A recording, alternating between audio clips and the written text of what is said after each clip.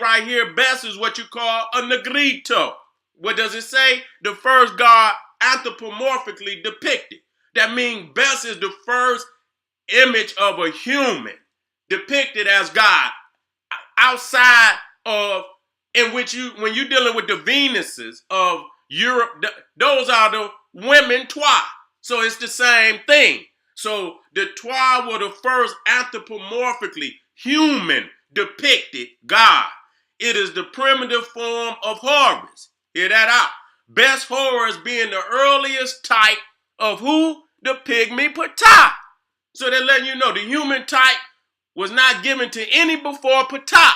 So that the above shows that the ancient Egyptians left an indelible proof in their mythology of their descent from the first human, which was the pygmy. We want to talk about that today. Now you can get that right.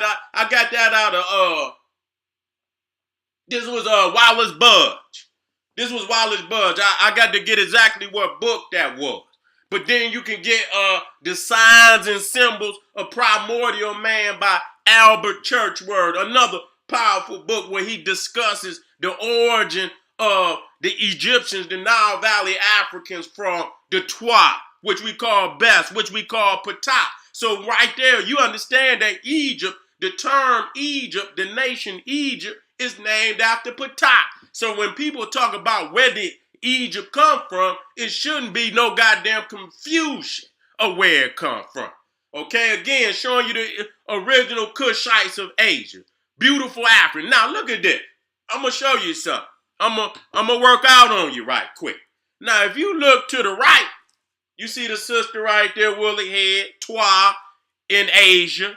And then you look to the left and you see a Twa from Africa. They almost look identical. It almost look like they in the same family.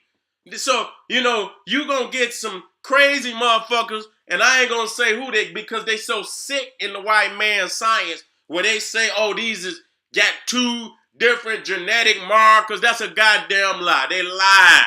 Y'all need to quit going to them Peckerwoods getting DNA tests and all of that so they can confuse your ass even more.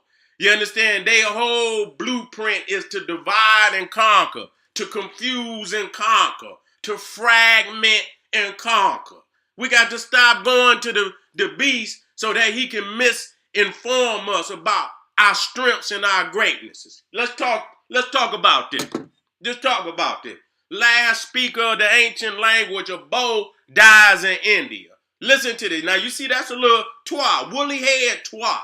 And it's it was a tribe over there in the Andaman Islands. We just discussed the Andaman Islands. Now listen what they say. Now this is in the BBC News, the British broadcast. So this is the British cracker. So let's see what he said. The last speaker of an ancient language in India's Andaman Islands has died at the age of about 85, a leading linguist has told the BBC. The death of the woman, Boa Sr., was highly significant because one of the world's oldest languages, Bo, had come to an end. Professor Avida Abbey said. She said that India had lost an irreplaceable part of its heritage. Now listen to this. Languages in the Andamans are thought to originate from Africa. Some say up to 70,000 years ago. Now this is why we don't know this. So when I said that Naga and nigga and niggas and, you know, Negrito and all of this originate from the same divine origin, niggas couldn't accept it. They thought, oh, when Seti brought from Naga to Nick, they thought that somehow Seti was just fabricating this information to justify why we say the word nigga. And I'm going to get on that too. I'm not going to come up off of you. The day is over with where we deny our spiritual and historical heritage. Okay? We have been misinformed about word origin and language origin. So today I got to come with the pure truth on you, nigga. The islands are often called, when we talk about the Andaman Islands, populated by the Negritos, the Twa, Bes, Ptah, are one of the most linguistically diverse areas of the world. Okay? Listen to that. So you see right there on this eye, it is generally believed that all Adamese languages might be the last representative of those languages which go back to pre-Neolithic time. So when you go over there and they over there talking that Sanskrit, that Hindi, and all of that shit you see the Indian, do y'all understand that's modern? That ain't the ancient language. They telling you it's not the ancient language. Okay? Woolly haired Africans with the so this just like when you go to, I just showed you the pictures of the Tasmanian woolly hair, the Papua New Guinean. You got to understand at one point in time, the woolly haired African populated all of Asia and all of Africa. Woolly hair. And you can see her hair starting to, if you look at it real good, you can see either she cut it, but it looked like it had locked up. You can see the locks. If you look in her hair, you can see the locking in her hair. Okay? It's locking. You know, so she probably had cut her hair, but it's most definitely locking back up. And so you see the little twine, then you see the imposter right there, the Indian of the day. So you see they twat. And so this is a map showing you all of the areas where you look at the bottom, the map, living population with possible Negrito affiliations.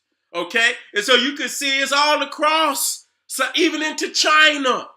You understand what I'm saying? Even into China, all in Malaysia, all in Vietnam, all in Cambodia. You understand what I'm saying? And so you see how they playing with Australia. If they ain't there, it's because they committed genocide on them. Okay, let me keep it moving. Showing you the area of, and so, you know, how the hell you gonna have that dominant population of Africans way, and then in between Africa and this area, you don't see no documentation of the African. You know why? They lying. Because they don't want you to see the whole scope of your sphere, your African historical sphere.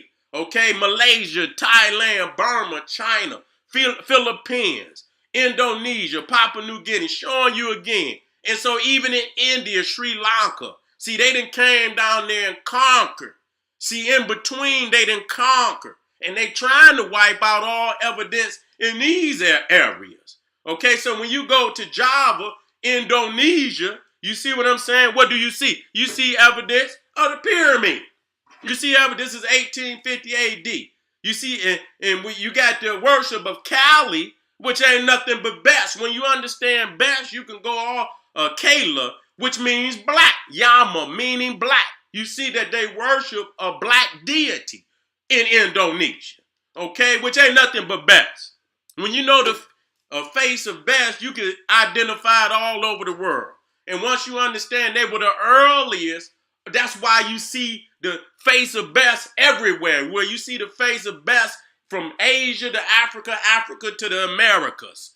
You understand? Because these were the people that all people met when they got there. These was the magicians, the one with that learned how to work the minerals of the earth, mining the gold, mining the iron, mining all of these precious minerals that we know today, making them into great, creations, the sarcophages. You understand? They were even part of establishing the pyramids. You see what I'm saying? And so you see Bes all, and now you go to Africa and you got Naga, Sudan, where you go there and you see the temple of Naga in the Sudan. Let me catch up with that. If not, we'll come to it soon.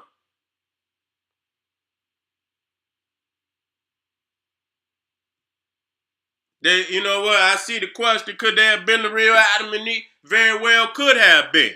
Okay, they're the earliest. So if anybody got a right to be called the first man and woman, then it would be the Twa. It would be, because they're all over the planet. And it is mythologies all over the planet of these little short African peoples.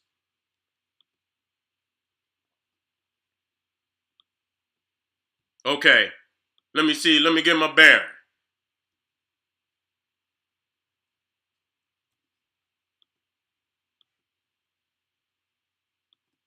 Well, it took me all the way to the top.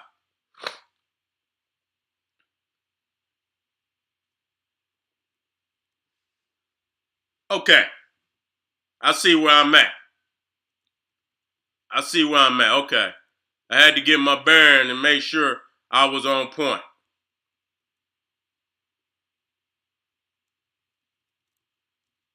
It's so much information. Oh, here go the Naga. Here go the Naga Suten. Here we go. Here we go right here.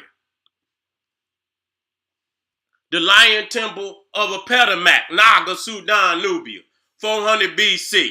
Okay, and you see the lion on there, the Apetamak, which is also the national symbol of India.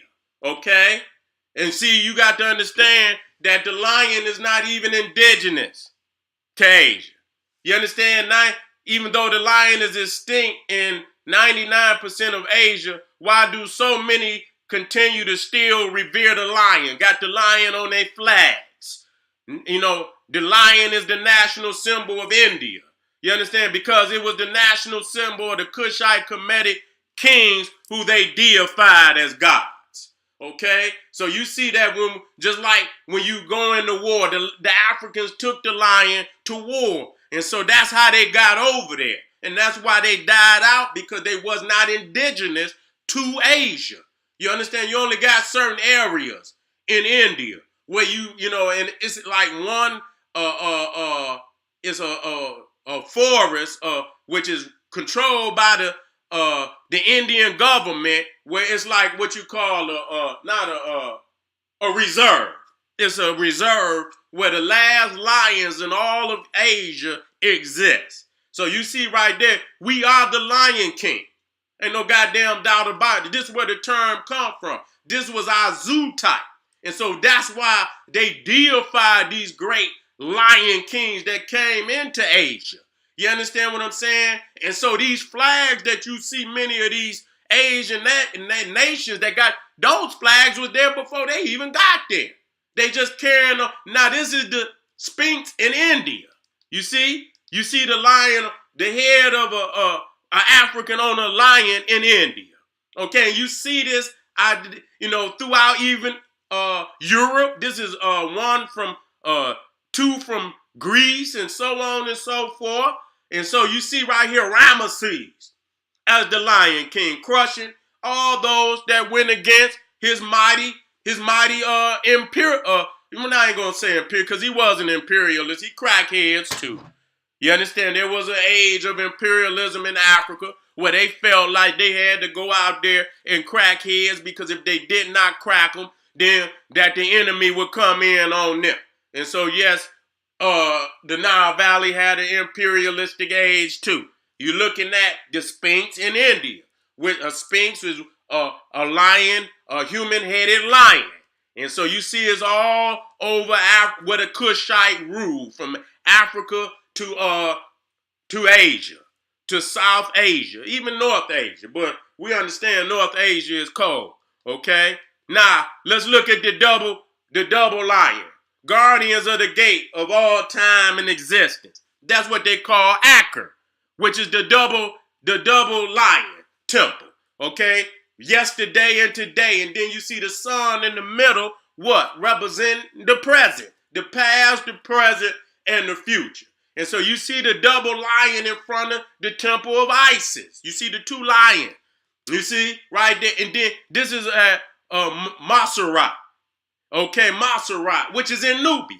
You see the two lions in front of the door.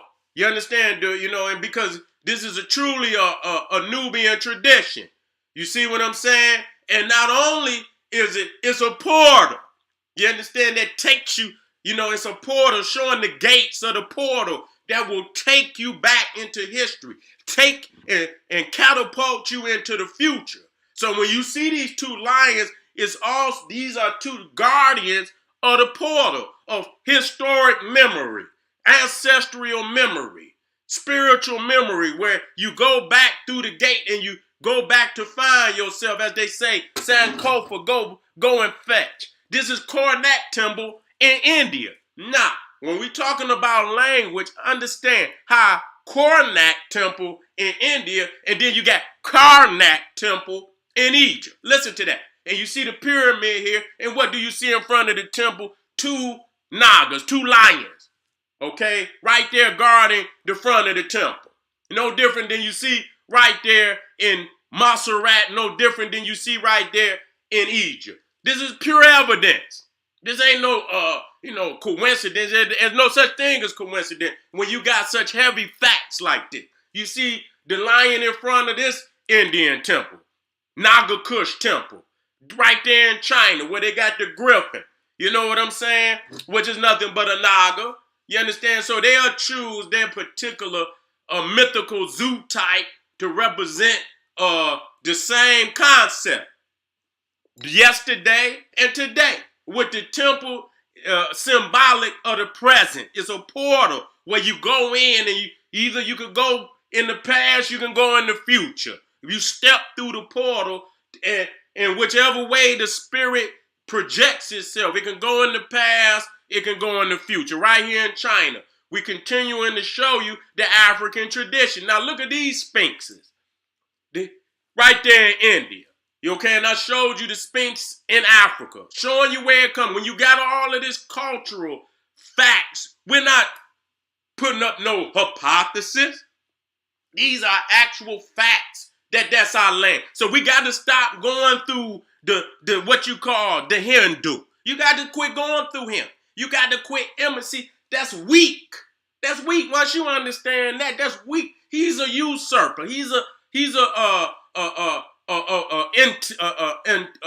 imitator. Okay, he's not the original. He's an imitator, and you imitating an imitator, and he's projecting that he's the original man of the land, and it's far from the goddamn truth. And we got to tell the world, all the African people around this world, that this is ours.